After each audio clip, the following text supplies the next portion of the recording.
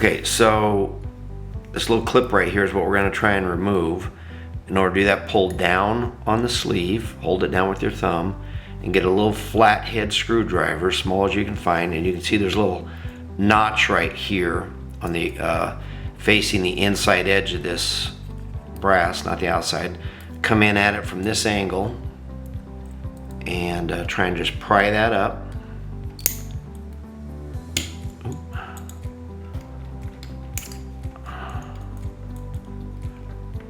Okay, so we got that pried up, and then kind of work it around, and that retaining clip will come out. Keep the sleeve pulled down. Okay, and then with that out, you should be able to just pull the sleeve off. Okay, and that kind of shows you the mechanism here for the steel bars. Okay, and if there's anything dirty in there, you can kind of clean it. I would be hesitant about using WD-40 to lubricate it, because you don't want to get WD-40 on the plug part of this. The WD-40 is not good for these O-rings, so, and they're going to go in here like this, so I would be hesitant to use WD-40 to lubricate it. But you can look at how the mechanism works and make sure if you're having trouble, there's a spring here. And so this is basically the mechanism on how it works. So if you're having trouble with the pins functioning properly, just look at all the mechanics of this and see if there's anything that is causing a problem with the functionality. And then to put it back together, obviously, you just slide this back on. Oops, yeah, the pins come out. So you just have to slide those back into place. It's not difficult to do, okay? So here's a pin here, and we'll pull down on that.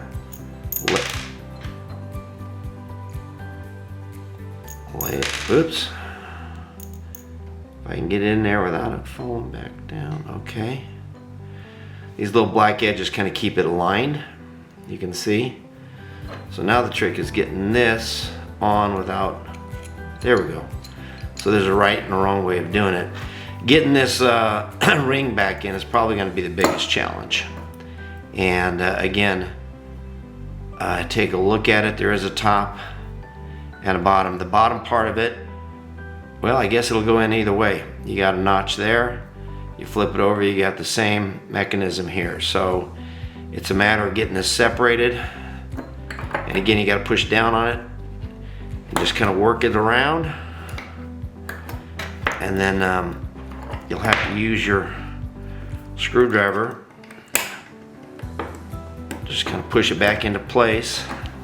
My fingers are probably in the way. As you can see, there you go, you get it back in place and back functional. So that's how you can take the socket apart and clean it and see if the stainless steel pins will work properly after that. Okay, so then you should be able to engage it. See, they stay together. Make sure it works properly, and disengage. You should hear a click when you put them together. Okay.